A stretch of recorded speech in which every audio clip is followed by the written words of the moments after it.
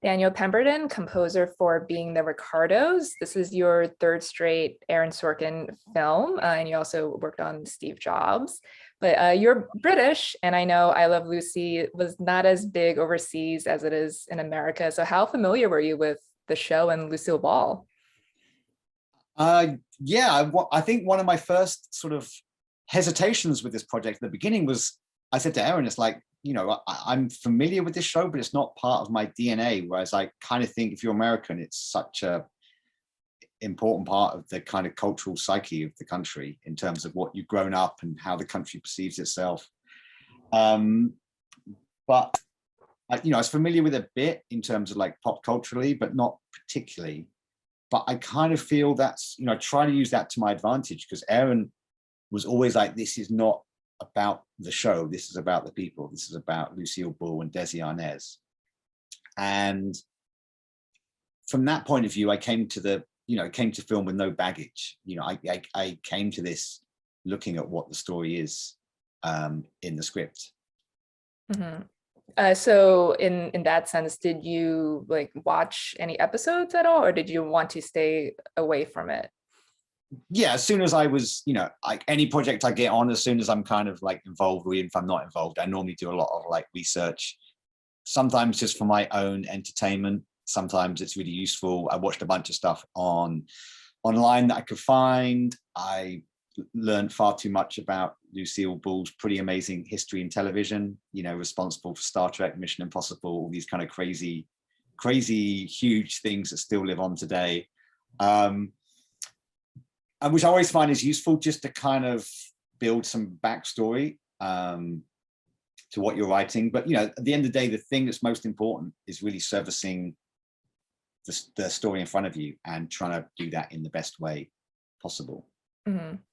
Well, it's also interesting because obviously the series is a comedy, and the theme song is so iconic, and it's in the movie, but the movie itself is a drama. And I really love the score because it's like a very classical orchestral score, and it's kind of moody and nostalgic. So what was your approach to it? Well, Aaron gave me this note that he wanted like a beautiful love theme that goes wrong in a way that's got like melancholy and element of like bittersweetness to it. And we both, normally, like, this is my third film with Aaron, and at the beginning we always have a big discussion about like, right, how are we going to do this? What approach are we going to take? Because the thing that's great about his scripts and his films is they're always different. It's not like, here's another action film, or, here's another car chase movie or something. Every film, you've got a very different world to enter. And I've tried to make every score on them very different. And with this one, we both agreed right from the start that we wanted a big, like, lush, classic orchestral score. And I wanted it to harken back to that kind of era of the show and of Lucy, of that kind of golden era of, what's seen as the golden era of Hollywood. And it was really important that in terms of writing and recording, that it was done in a way that was similar to that kind of era. So that means, you've got all the musicians in the room, and it's all about that performance. It's not about like overdubs or digital trickery. It's about trying to really authentically capture one performance by, a huge number of musicians. Mm-hmm. And then you have that main like piano theme that reappears throughout the film. And I read that that took you a while to compose, right? Yeah, it was kind of like we had these different ideas, and like the way scores would have been written, they still get written today, but fashions and trends change, and it's, used to, as a composer, you play a tune on a piano, director would go great or thumbs down, and then you go to the recording stage, and that's the first time they hear it. And there's great things about that, and also bad things probably if you're a director.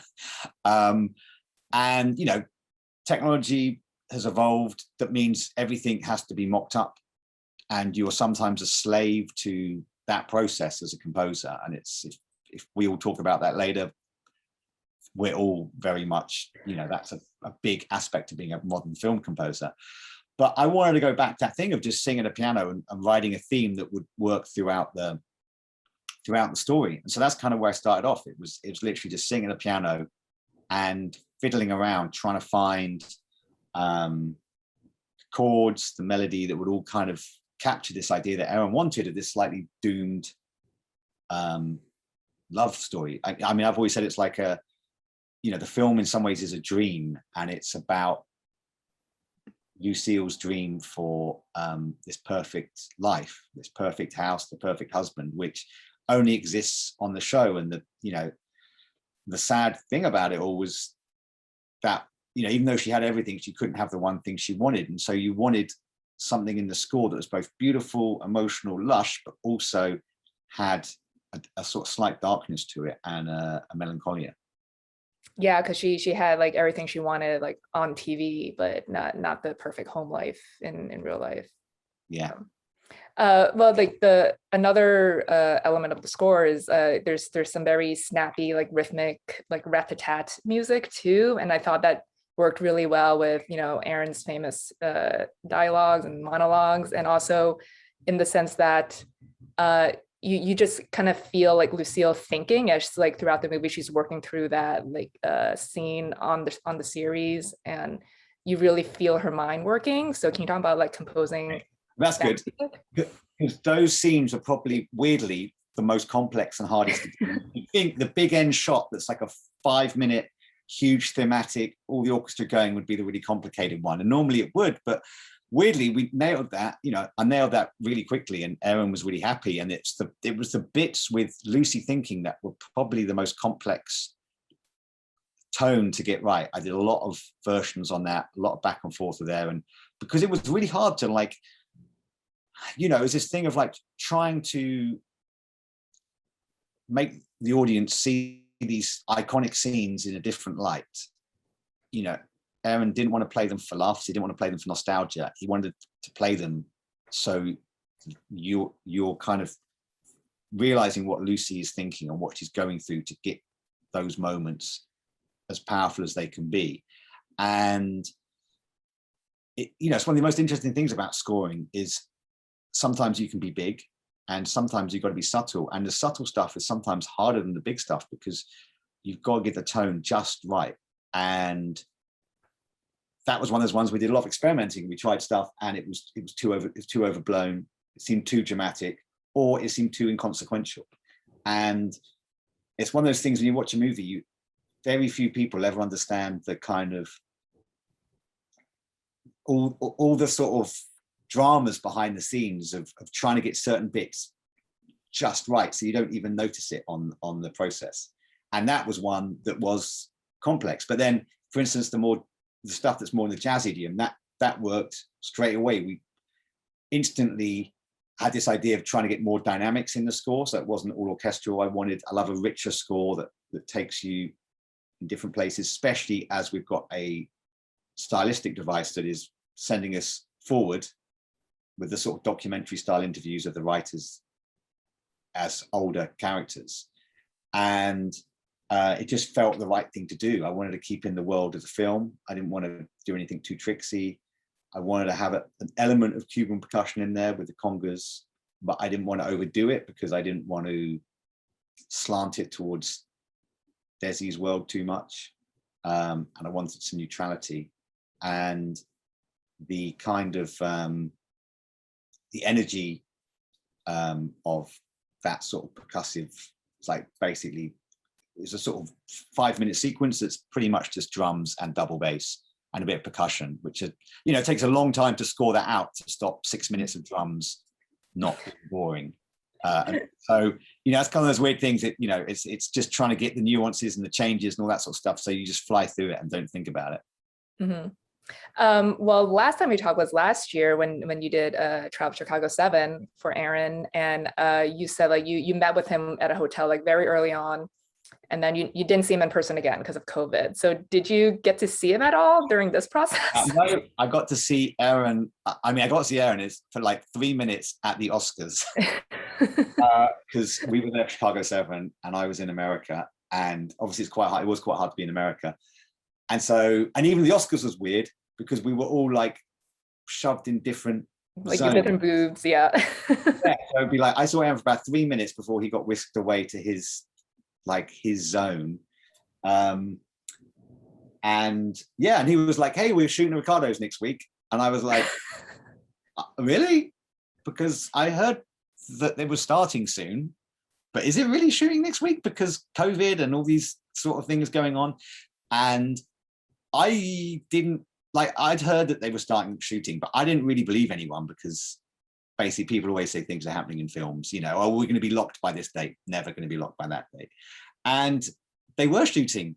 So I was like, shit, better get busy. So literally after the Oscars, I stayed around Phil Lord's house, bizarrely, who you might know from popular movies such as Lego. Spider-Verse, yeah. And so I was trying to just actually relax, and he had a nice big piano at his house. And so I was like, all right, I better actually do some work. So I spent quite a lot of time on that piano, trying to finish that theme off over there. But that's the only time I've seen Aaron. I haven't seen him since. It totally sucks. Oh, wow. Well, fingers crossed on his next movie that you guys can see each other in person during the process. Fingers crossed. We're meant to go for fish and chips. He wants to go for fish and chips in London. There you go. Yeah. And Mockingbird's opening over here. So I promised I'd take him to a authentic fish and chip shop. You got to do it. The one I want to take him to, Masters Superfish on the Waterloo Road. If you ever come to London, just behind the old Vic, it's very good. Looks like it's shut, so it looks like it'll have to be the Happy Friar on Theobald's Road. Okay, so pro tip for anyone going to London. Yeah, that's opposite the Warner Brothers office on Theobald's Road. If you want an authentic fish and chip experience, the Happy Friar's got a great logo of a little fish as well. So awesome. Well, Daniel, it was great speaking with you. Thanks so much for your time, and we'll see you back here in a little bit. Okay, thanks, Joyce. See you a bit later. See you later. Robert Aiki Aubrey Lowe, you composed the score for Candyman. This is a sequel to the 1992 film, which has a very well-known score. So how did you want to approach the sound for this film? So we had a lot of conversations very early on in the process about the score, what the score would look like or sound like, rather. And for me, it was very important to be able to reference the original film in some way, but to try to steer clear of anything that was too concretely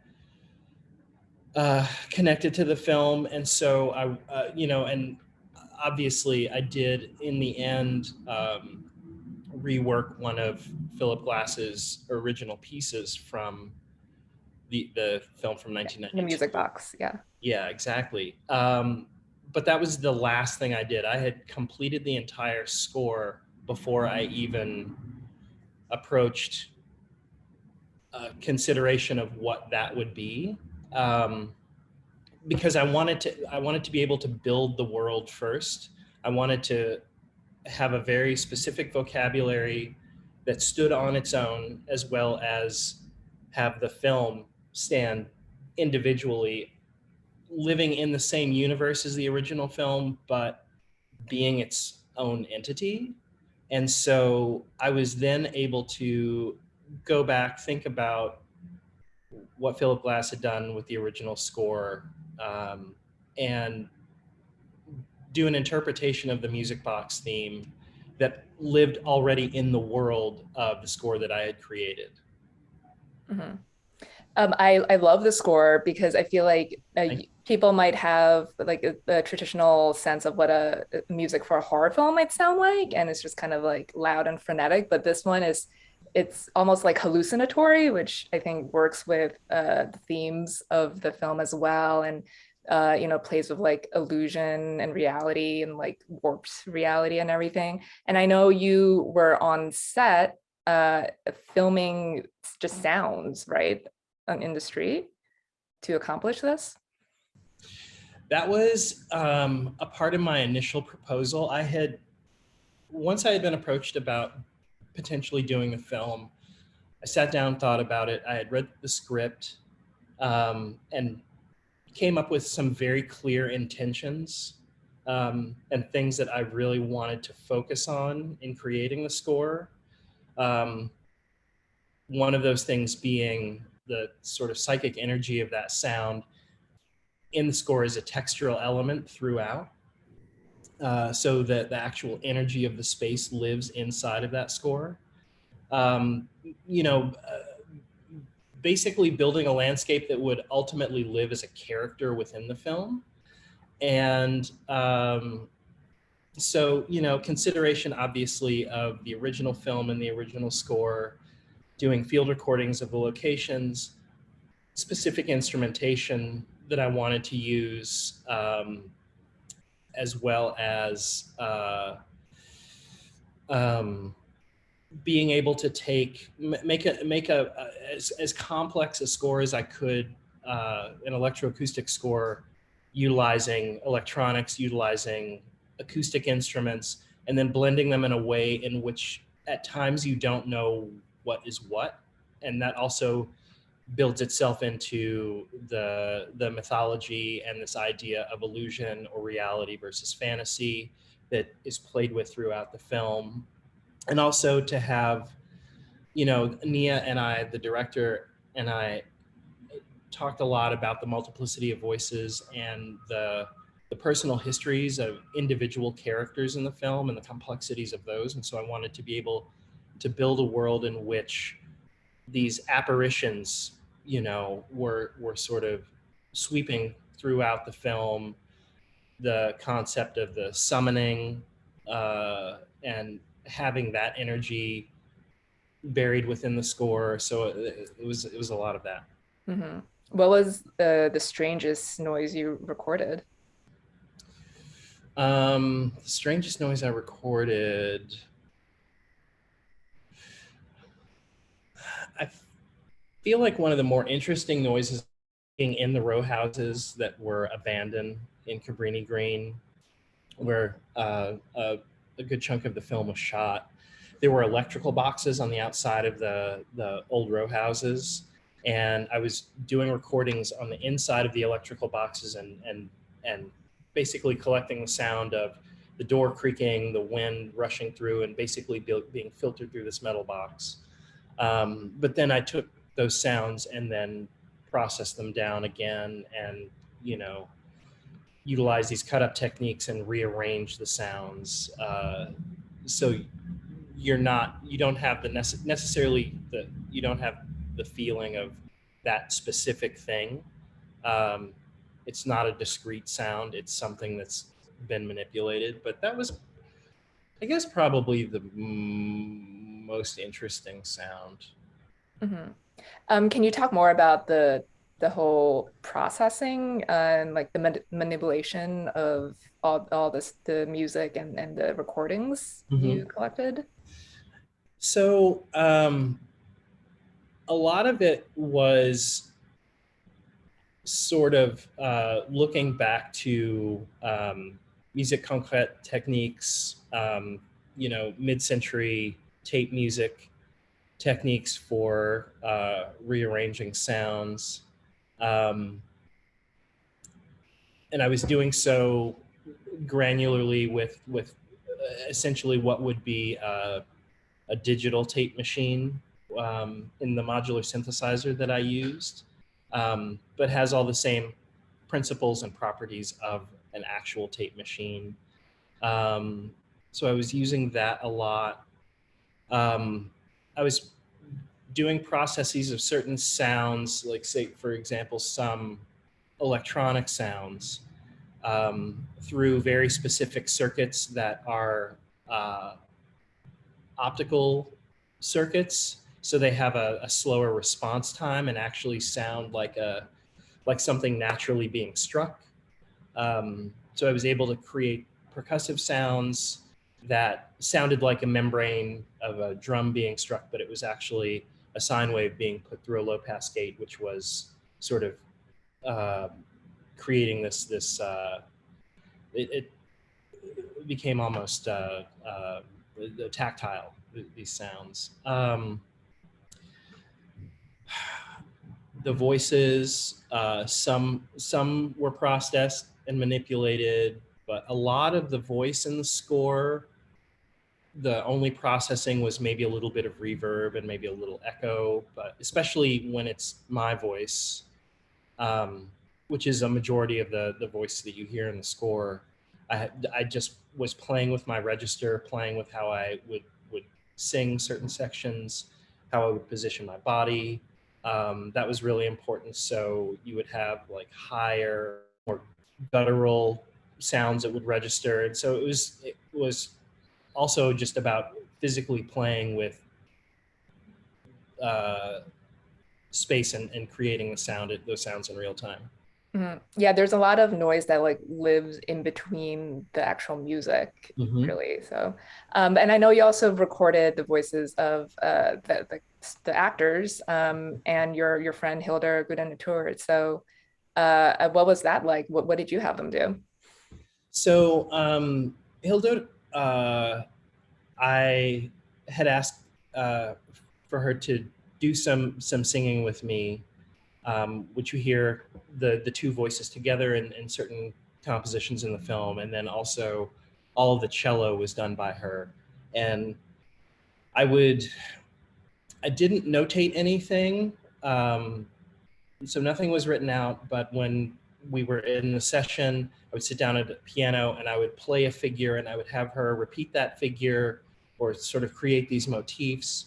And then I would have her do it, several times without her listening to the past that she had done before, and then take those and then at a later date rearrange them. I wanted to take the recordings, sit with them for a minute, and then go back to them. With the voice, she and I have collaborated over the years and have sung together so much. I knew how well paired our voices were, and so it really made sense. And so I would just give her certain phrasings to do and then have her go free in a moment. And then we would sort of trade off at the microphone, going back and forth over certain passages. And then once again, I would take that, set it aside, and then arrange it at a later date. But it was because of the fact that we've worked together so much, we already have a language of our own, and it's the ideas that I had maybe were a little bit strange, or may have been a little harder to communicate with someone that didn't know what I was intending. And it was a very natural, organic process to be able to work with her in that regard. Nice. Did you have anyone say Candyman 5 times? I did. I had, so while I was on location, I was able to take some of the actors aside. So I recorded Yaya, Tiana, Coleman, and Michael, who played the Sherman character at different times during the shoot, and would prompt them with different words or phrases, Candyman being one. And there was one particular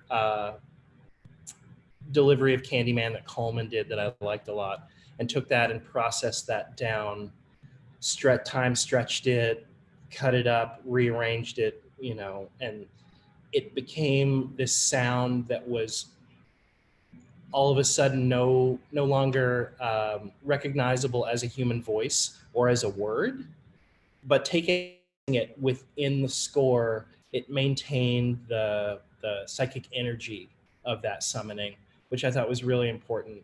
And so subliminally, you're still getting that thing, even though you don't understand what it is that you're hearing. Right. Awesome. Well, Robert, it was great speaking with you. Thanks so much for your time, and we'll see you back in a little bit. All right. Thank you. Bye.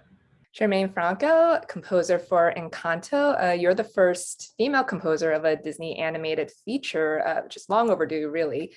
So when were you first made aware of this fact, and what was your reaction? Well, I learned about it at the end of last summer that I was being considered. And then last fall, I started working on the project. And my reaction was very much joyous. I love the idea of working with Byron and Jared, and of course, Lin-Manuel. I mean, having that opportunity to collaborate was amazing. And I have to thank Tom McDougall, who is the head of Disney Music, for believing in me. Mm-hmm. Well, I know you came on board after Lin had already composed or written most of the songs for the movie. So what was that process like? Because it's more like you're coming on and you have to transition, I guess, from the score to the songs and make it look seamless. Yes. So most of the songs were written and still being, buried and edited or changed lyrics, but all of them were written. So my first work was to explore his songs and just figure out, okay, what kind of language is Lin using for the film? And then I started writing away from everything and just making suites and making demos and just ideas away from picture. But I knew that I had to work within the structure of the songs where they were the picture as a whole. So one of my task was to do intros into the songs and make sure that the score would go seamlessly out of the songs. So that was one thing I worked on, but also I worked on themes that would kind of have the same language and the same feel, so that it didn't feel like, oh, score starts here and now here's another song. So we were in the same world. Mm-hmm.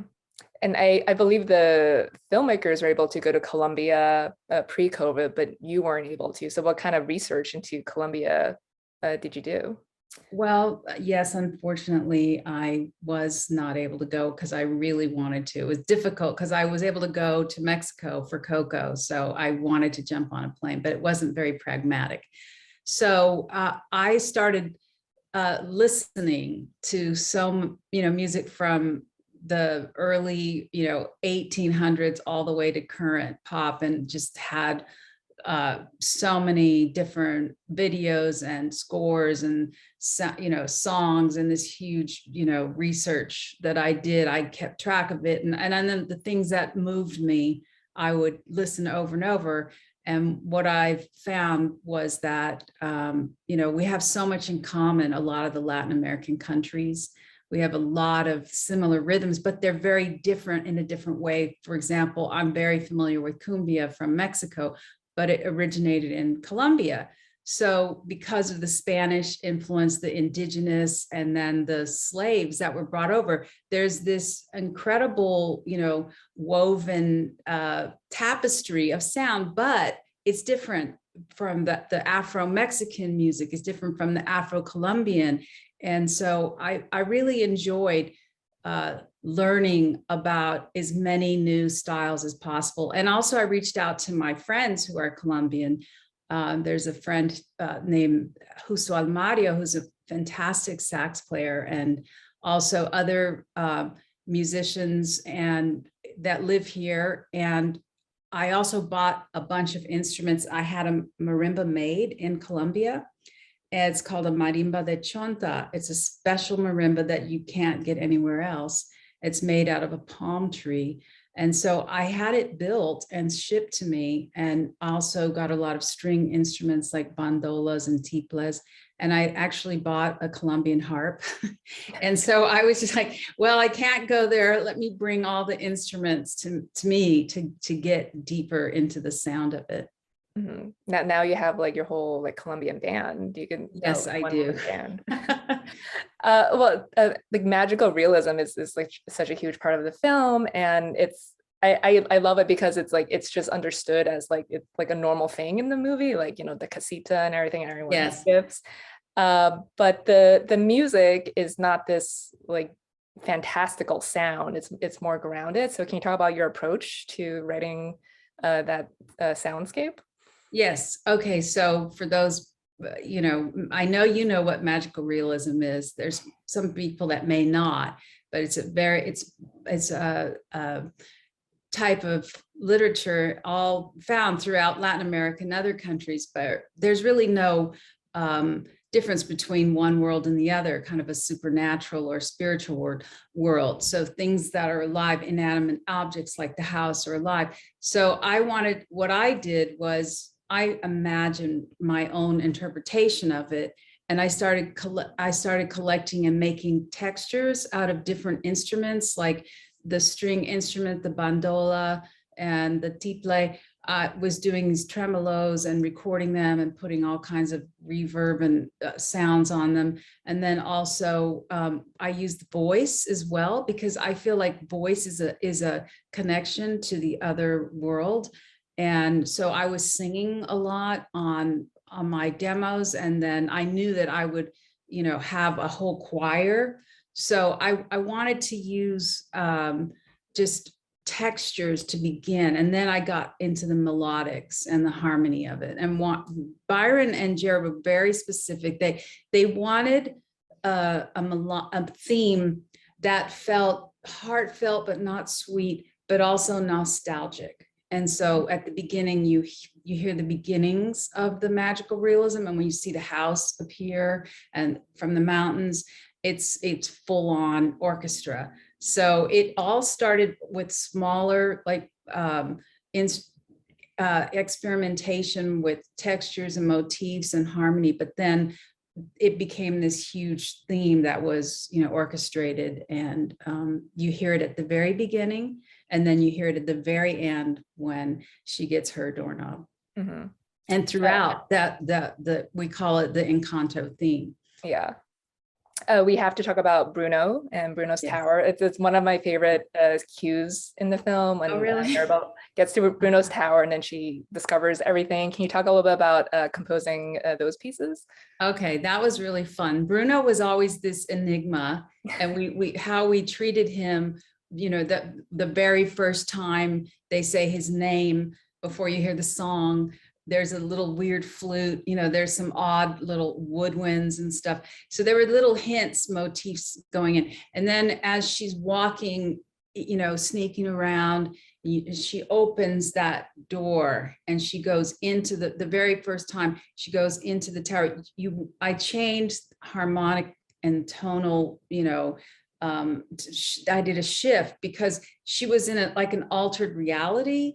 And I wanted that to feel very earthy. And so you can hear my beautiful friend, Pedro Eustache, doing these great flutes. And then I have hanging on my wall behind me, my tarahumara drum. I have, ancestry of Mexican indigenous heritage. And so I really wanted that feeling of the connection to the earth, because there's so many indigenous people still living in Colombia.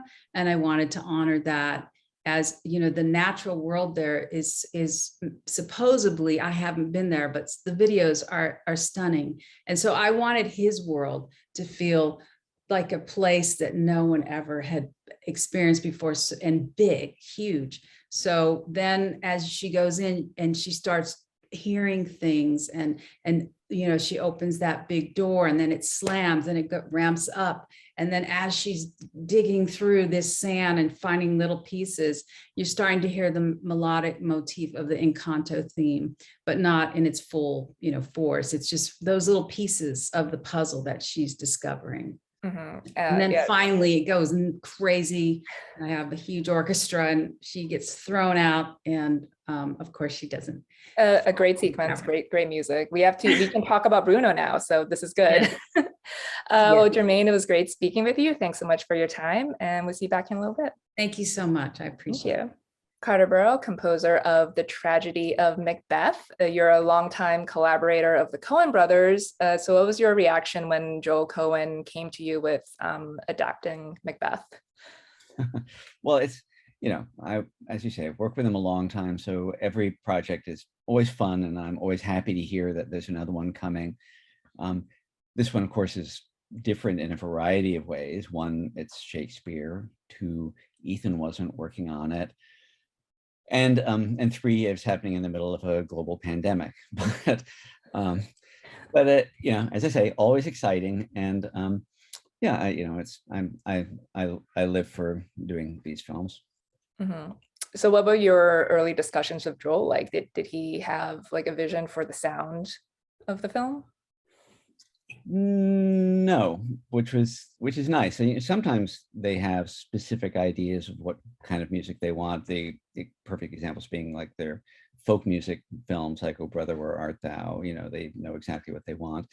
For me, it's always the most fun when they don't. And in this case, Joel didn't have any specific suggestions. We talked before he shot about how, you know, the play, the story, you know, it fits certain traditional Hollywood genres. Like it fits the genre of the thriller, like a couple plot a murder, and then, you know, you watch the how the weight of that act, destroys their relationship and their world.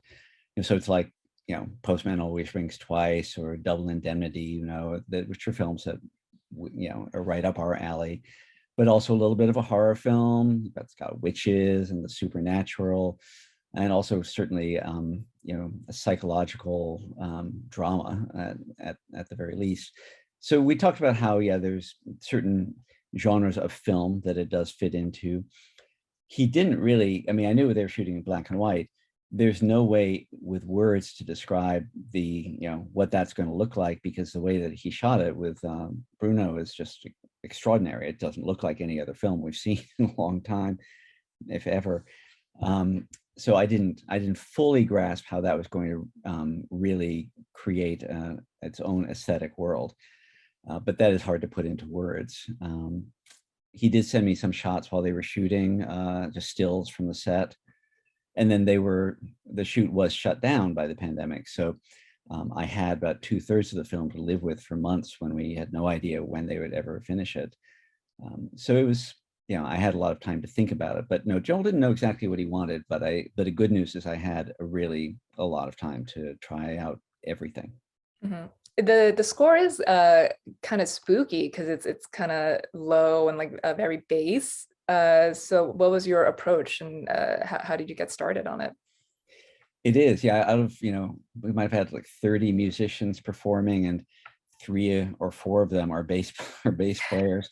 It's very bassy, and that, obviously it's a dark story. Anyone would describe it that way, but that was partly also the result of my discussion with Joel. Again, this was even before he shot, was, okay, so this is Shakespeare. The dialogue is very dense, can be a little challenging for a contemporary audience to understand.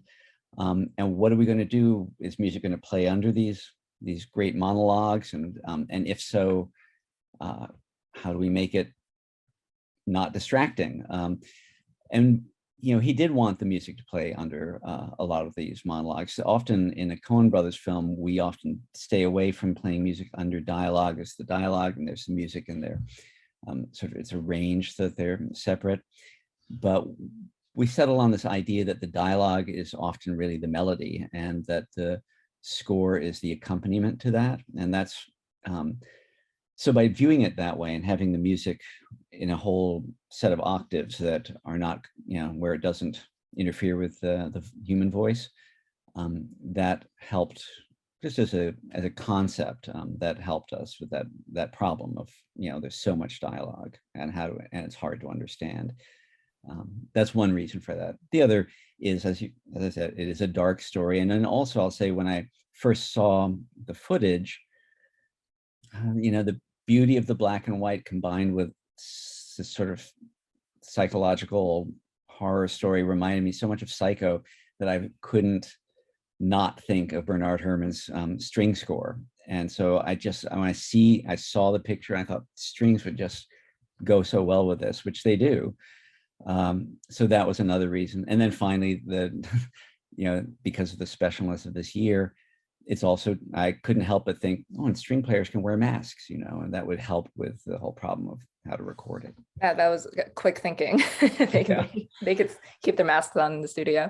Exactly. So how do you go about like identifying which scenes would have the underscore under the dialogue and which like monologue heavy scenes would not? Well, we because the film existed, like 2/3 of the film existed before, and then it was sat like that for many months. We didn't really have a spotting session, which is where usually the composer and the director go through and they do say, here, there's going to be music here, there isn't going to be music there. So I actually ended up like trying music against pretty much all of the film because we had all this time on our hands, and came to feel, okay, so these areas, sometimes a scene might just need a bass under it, something to propel it forward, and some needed more.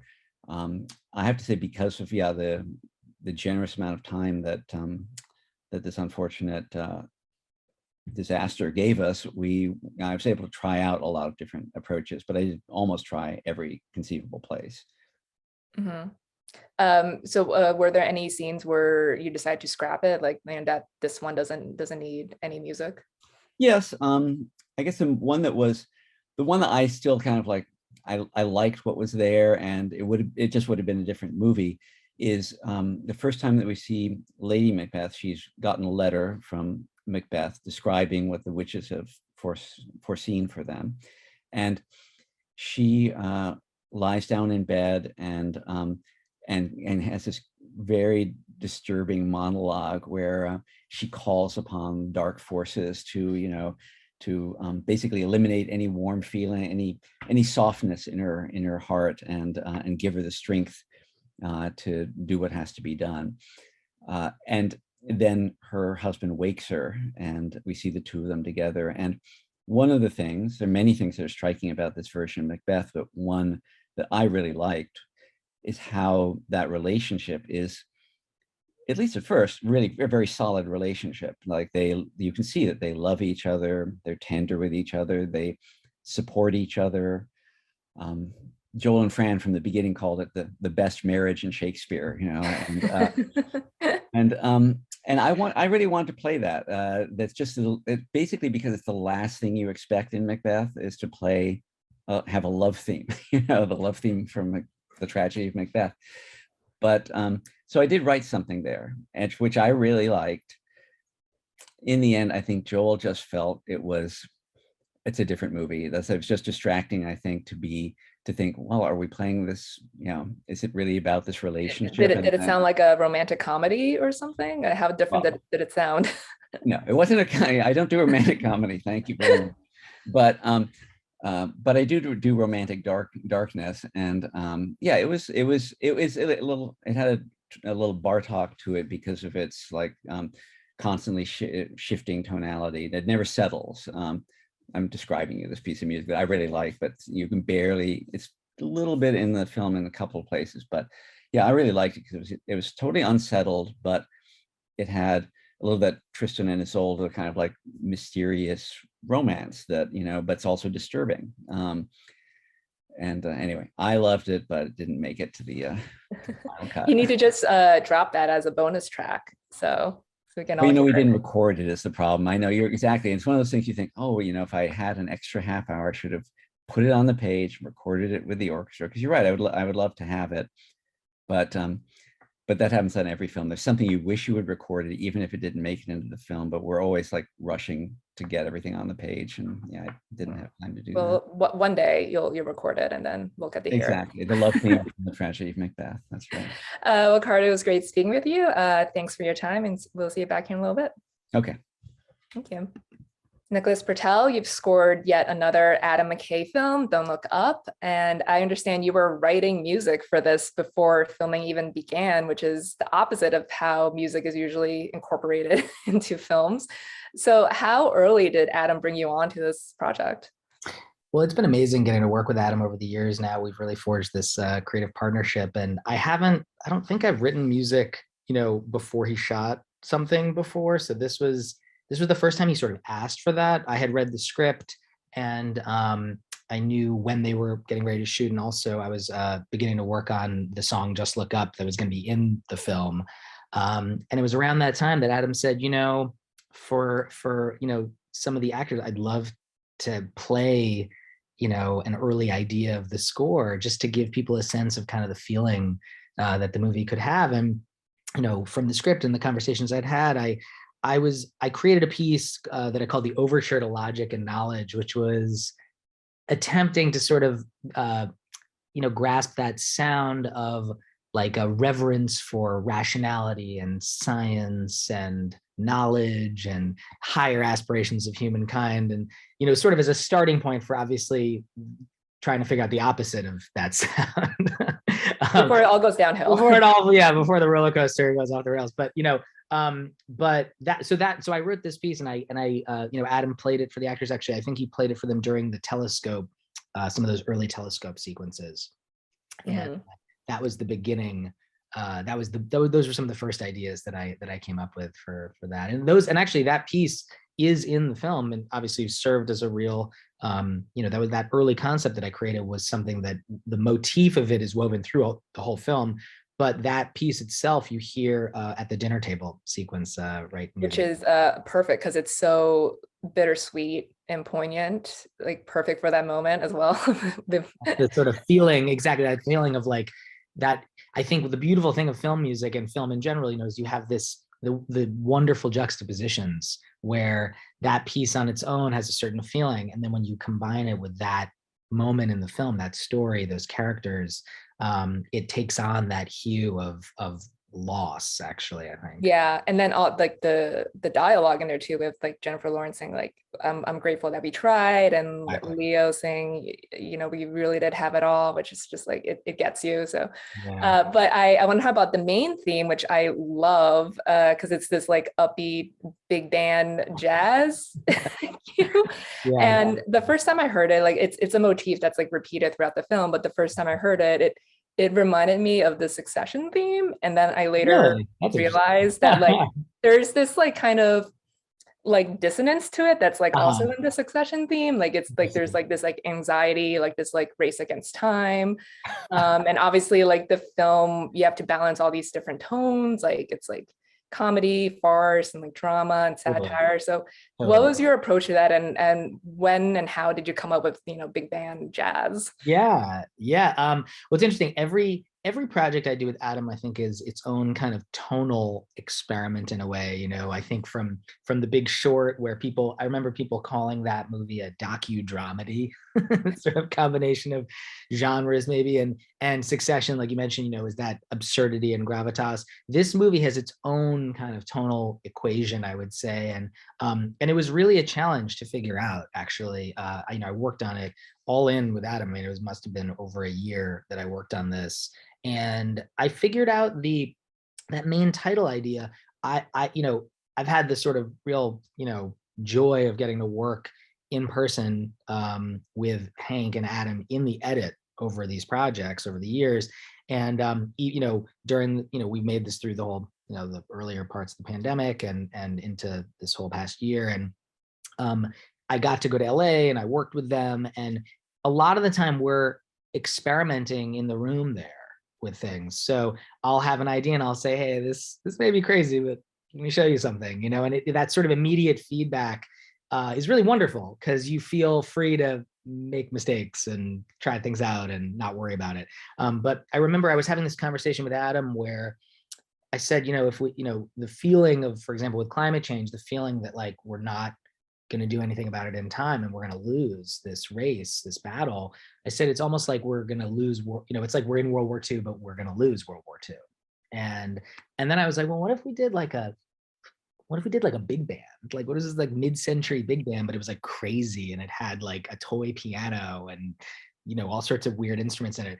And Adam and Hank are amazing. They're just like, well, try it out, just let's see what happens. So I wrote this piece and I put it up against the main title sequence, actually. And I remember Adam and Hank saying how they felt so inspired kind of by that.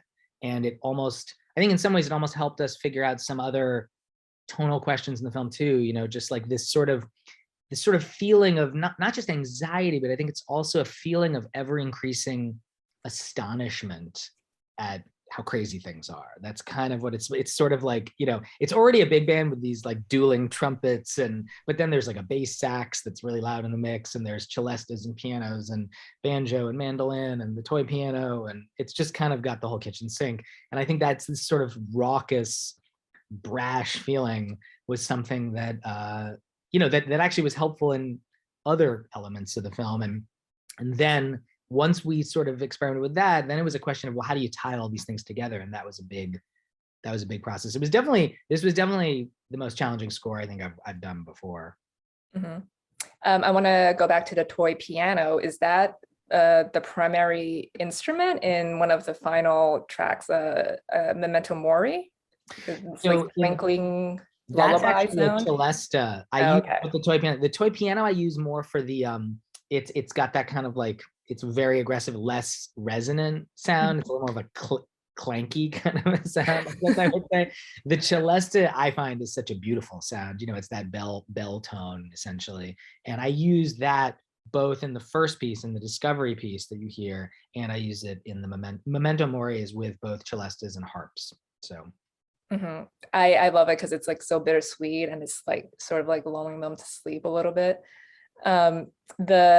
The comet scene, when everyone finally looks up and sees the comet, that's also a great piece, and it really captures the feeling of just awe at like the cosmos. So how did you score that one? Thank you. That was exactly the hope I had, was that it would feel that sort of like awe at the universe, awe at wonder, at that, and I think, and a sense of something larger than us, this feeling of something so beyond the scope of our understanding, perhaps, in a way, which is such, and obviously the film itself and the comet is a metaphor for that concept, that process, that feeling. So that was an interesting moment. It was actually something where I took the motif that I had written for that overture to logic and knowledge, which we used as that sort of starting concept, and then I took it and I was like, oh, what if I did more of an orchestral rendition of this? And there was something about there's actually a lot of low strings there that I really brought out in the mix at that moment. It's actually, you start with the high sort of more twinkling, it's pianos, celestas, and harps all sort of doubled, with the motif, that sort of bum, bum, bum, bum, bum, that motif. And then at the moment of the revelation, when it's really there right above them, you feel all the low strings coming in. That, for me, it's that sense of grounding and sort of the foundational underpinning feeling, which to me, it's the combination of those things that felt like you're looking up at something that you will never fully understand. Mm-hmm. Yeah, it's space. Who isn't like awestruck by space?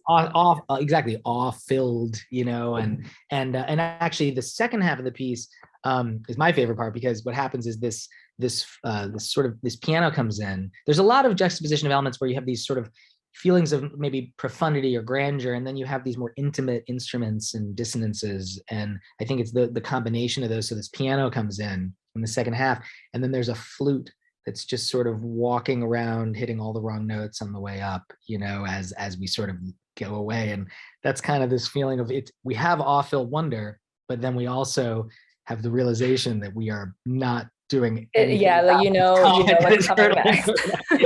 That's always the other part of it. It's wonder, and then yet the train is going off the rails. Yeah, but that's like, it's just a great like segue into like the, like you mentioned, like the other pieces, like the overture and then like Memento Mori at the end. So yeah.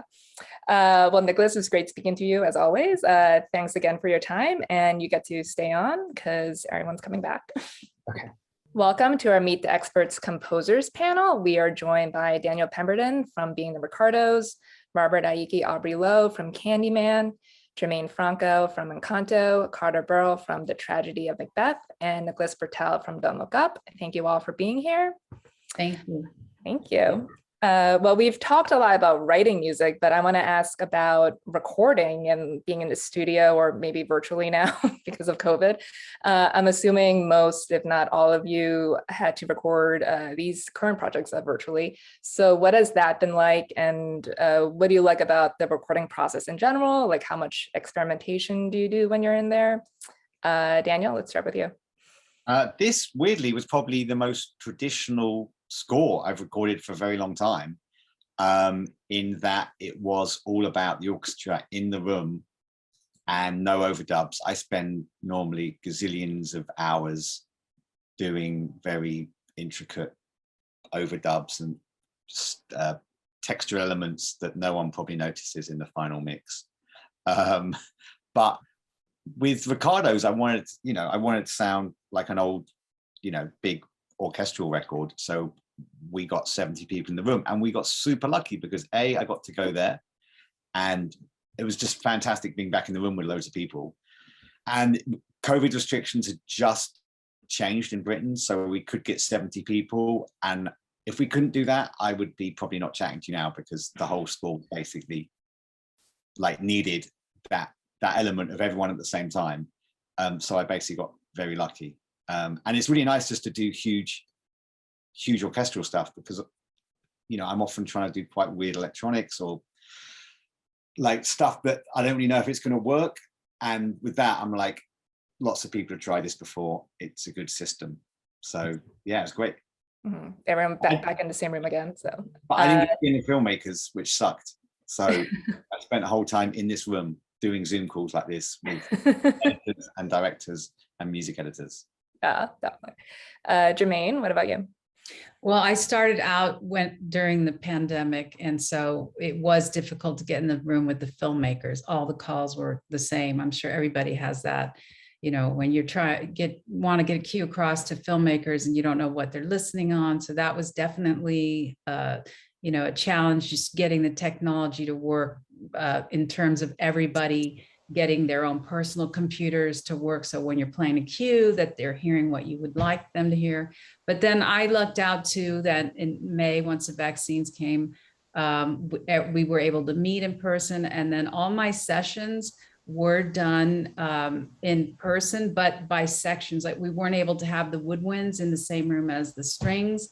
We did have a COVID scare one day. We had a whole session shut down because one string player was exposed, and that was pretty chaotic in the sense that we were wondering, are we going to get another session the next day? But Disney was fantastic, and we were at Fox for literally 3.5 weeks, recording for a really long time. But 7 Latin percussionists, a rhythm section, choir. We did at Warner Brothers. That we had restrictions. We had hoped to have 30 singers, but we got 22 with Edie Lehman-Boddicker conducting. Everybody was wearing masks. There were restrictions, but we made it through before it got too bad. But it was excellent being in the room, as everyone knows, after, you know, a 1.5 years of working alone. Mm-hmm. Wow, that's incredible. Carter, what about you? Well, I have to say I tried as hard as I could to make this a score for just strings, because I figured they could wear masks and it would make the whole thing more doable. And we recorded in March of 2021, so it was still, you know, pretty pandemic. A lot of people weren't vaccinated yet. But in the end, it is Macbeth, and it does have battle scenes, and I did in the end need some brass, and we just had a huge room and put 6 brass players like 20 feet apart with, you know, gobos in between them and like the air moving all the time. And anyway, we managed to get it done. But it's true, right now you need all this support from the studio, from people to bring out COVID testing on site. And you know, it's asking a lot of everybody. Like, where I was conducting, I'm wearing a mask the whole time, and I'm wearing a mask in the control room. All the engineers are wearing masks. Everyone's getting tested, but we're also requiring a lot of the studios because it's very expensive. But I'm happy to say, so far my experience is everyone's stepping up. The musicians are, of course, happy to be working. I'm happy to be working. The studios are doing their part. So it is amazingly, it's coming along. I hate, to really answer your original question, I do hate remote recording. I like to be there in the room with the players, chat with them, find out, if they've got suggestions about their part, or in this case, I was working with this violinist that Nick works with a lot, Tim Fain, and that one-on-one like conversation and just being face-to-face, so important. You can't do that over a technology. Not to my satisfaction. Yeah. Nick? I agree with Carter. I mean, I think it's, there's nothing like that joy of being in the room with the musicians, and the collaborative process, I think, is what probably attracts all of us to doing film music in general. It's this like real team approach, which is so wonderful. And I think it's heightened, in those moments with an orchestra, or even if it's just a smaller group, you have those conversations, you figure things out, you try things a different way. I have done this all remotely lately for a while now, unfortunately. I would say the one benefit, if there is one, is the technology is incredible. You all may have used this Audio Movers program, but basically you hear exactly what's coming through the mixing board in the studio, no matter where you are. So if I'm here in New York, we did all the Don't Look Up recordings at Air in London. And so you're hearing everything. And the one benefit maybe is you're hearing what you're doing on your sort of speakers. So I think in some ways, maybe that speeds up the mixing process to some extent, because you know right away if it's how it's going to sound, sometimes I feel it's almost intoxicating when you're conducting a group, because you're like, this sounded amazing. And then you go in and you're like, well, maybe is this the right sound? But you're out there and it feels so great. I think so that's one small benefit maybe, but I miss being there, and all the musicians did such incredible work, but it is so much more complicated, like everybody's saying. And we did orchestra in the hall, strings, and then the big band there as well. Mm-hmm. Robert, what about you? Well, for this film in particular, there wasn't a lot that was actually done during the pandemic. I had completed a good portion of the film by the time that the pandemic hit and lockdown started to happen, because I started working on the film. I was brought on officially and started working on things in August of 2019. So I was taking a really long stretch with this and really trying to build the complexity of the score. So really taking time with it. So any of the in-person sessions I had with players were done before the pandemic. And so it was basically down to when I started putting the final touches on the recordings and arrangements.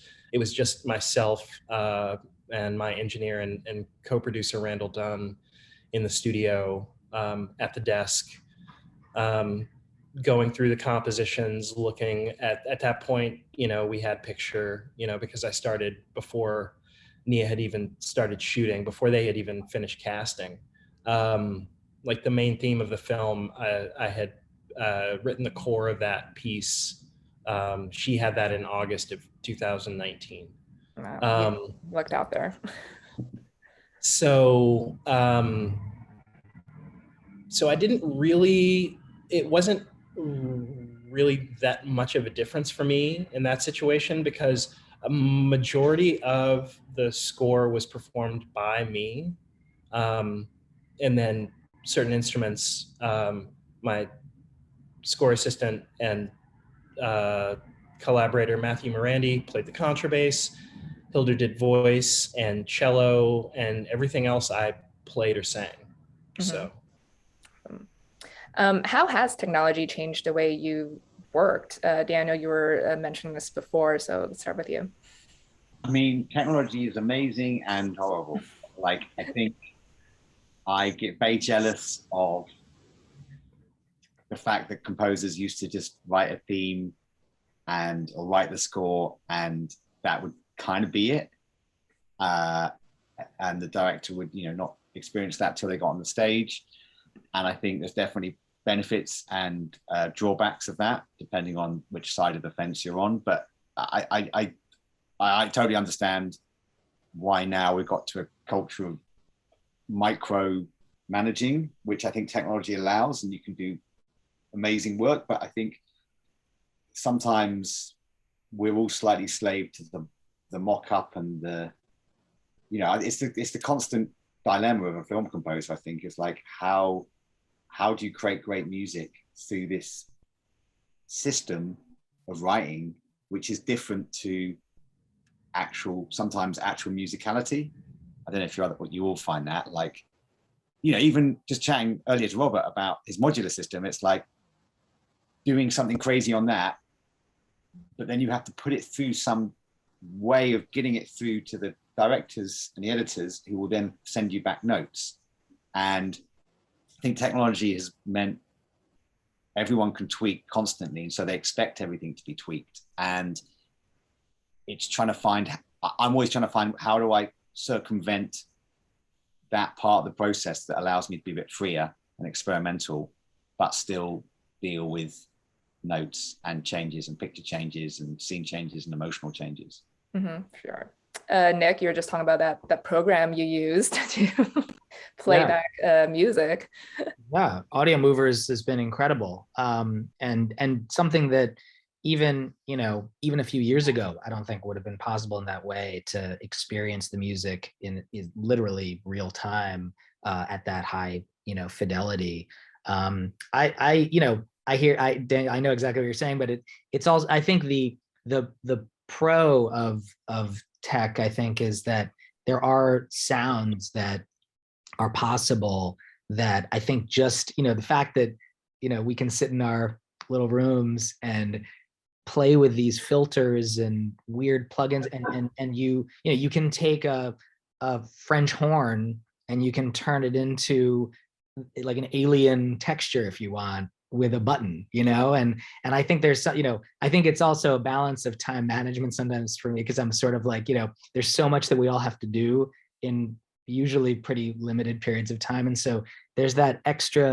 I'm always trying to make sure that I give myself the window to say, you know what, I know I have to finish this, but I'm going to take like 3 minutes and just play with that sound, just because I feel it's sometimes those extra like 90 seconds that I give myself that opens up like a whole new idea or something. And so I'm always trying to make sure I do that, because I feel if I don't do that, there's these sort of worlds of ideas or possibilities that sometimes I might close myself off to. So, but I think on a creative level, on just a pure compositional level, I think the technology is pretty incredible.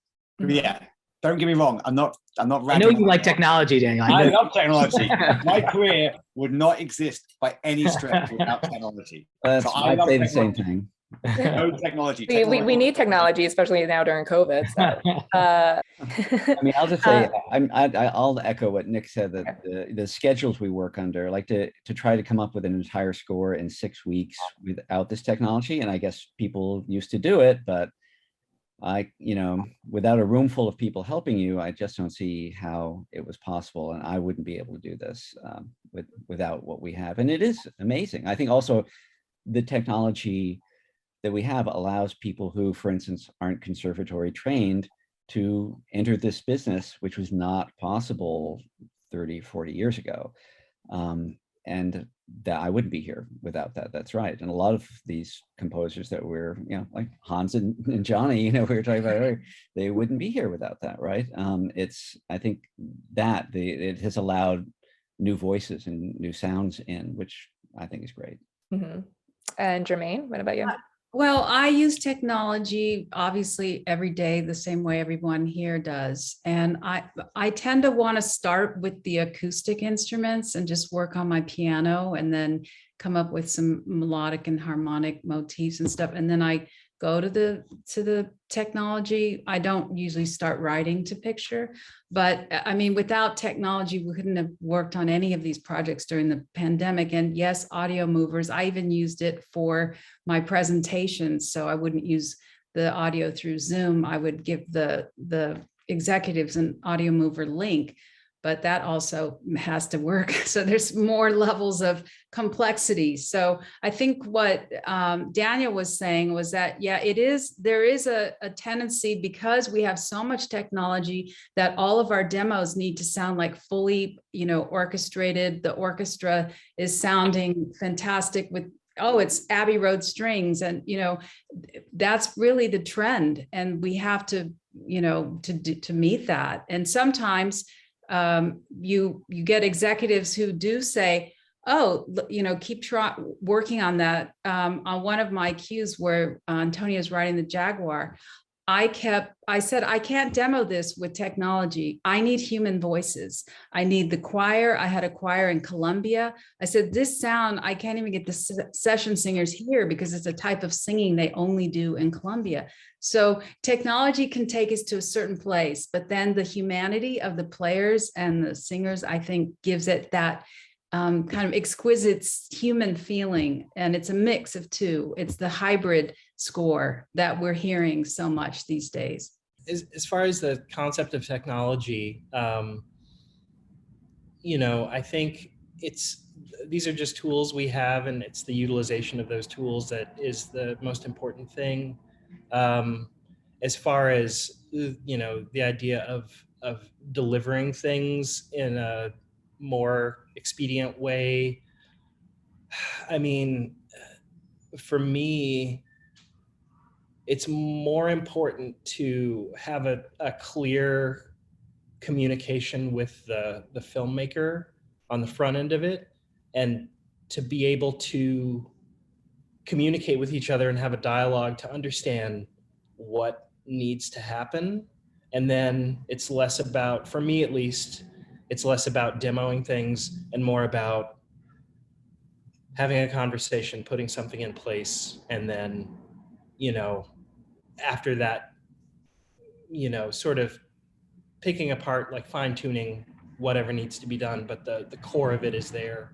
And I think that is an organic process, and just the communication is the most important thing. And I think, you know, technology is just a tool. Mm-hmm. Well, I could speak to all of you all day, but I know you guys have to go. So thank you so much for your time. Congratulations on all your films, and have a great day. Thank you so much. Thank you very much. Thank you. Thank you. Bye. Right, see you all later somewhere.